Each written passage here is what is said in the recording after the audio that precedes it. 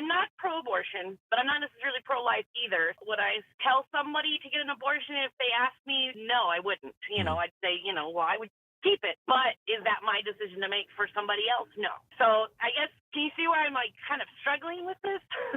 Yeah, I see. I see where you're struggling a little bit, Whitney. Like, for example, we homeschool our children, but I wouldn't tell other people, "Hey, you have to homeschool your child." That may not be the best fit for them.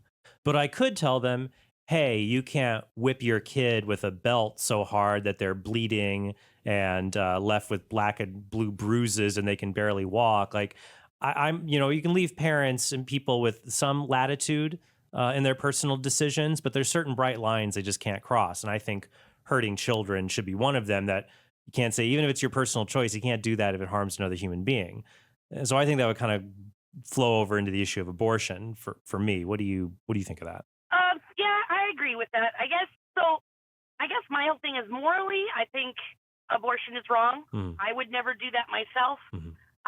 But legally, I guess it's an option. I don't think it shouldn't be an option. I know before it was legal, there was a lot of women dying as well as babies, because they're going to do it no matter what, and it's like. Well, Whitney, let me jump in on this. There's two issues here: a factual issue and a moral issue.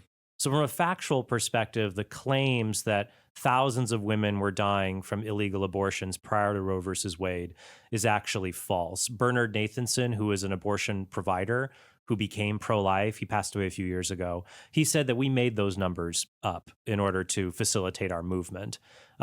Mary Calderon, who was the president of Planned Parenthood back in like 1960, said that 90% of illegal abortions are done in doctors' offices.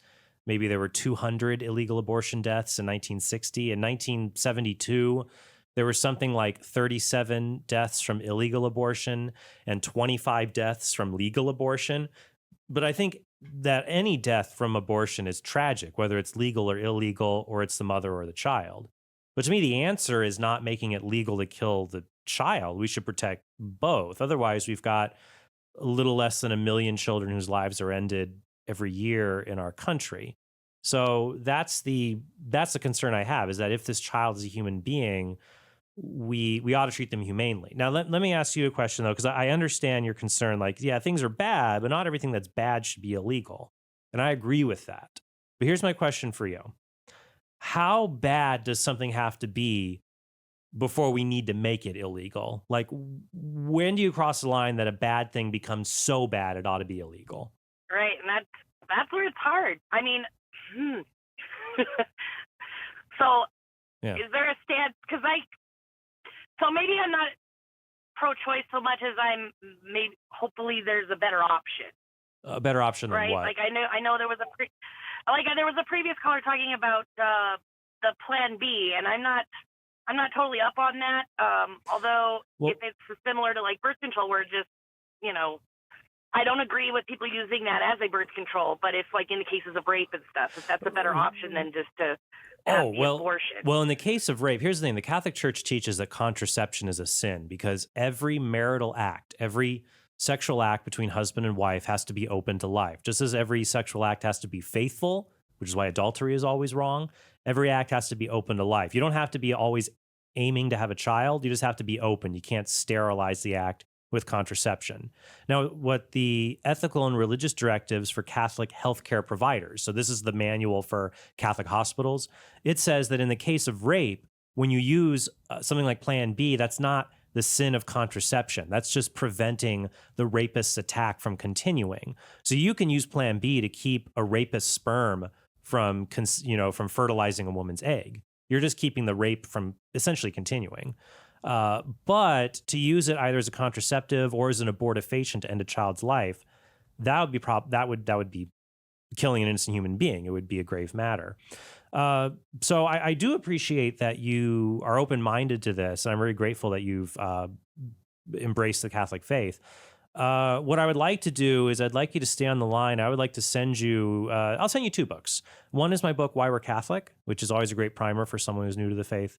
And the other one is my book, Persuasive Pro-Life. And it has everything I write in there about abortion, and then you could always call back if you have questions about that.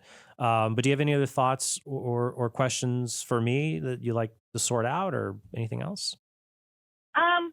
Well, yeah, it's just basically that. I just, on a political stance, I'm pro-choice, I guess, because for me, it's an out of sight, out of mind. But now being Catholic, I wonder if is that completely wrong, because, we're supposed to love one another. We're all brothers and sisters. Right. So is it like, do I just, Well, think about it this, Whitney. Jesus said, "What you do for the least of my brethren, you do for me." And I would say unborn children are easily the least among us. And so what we do for them is indicative of what we do for Christ.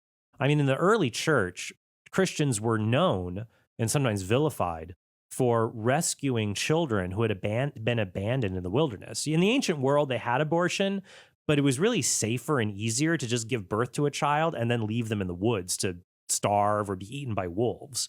So in ancient Rome, fathers would just take children who seemed weak or sickly and took them out to the countryside and left them in a dung heap.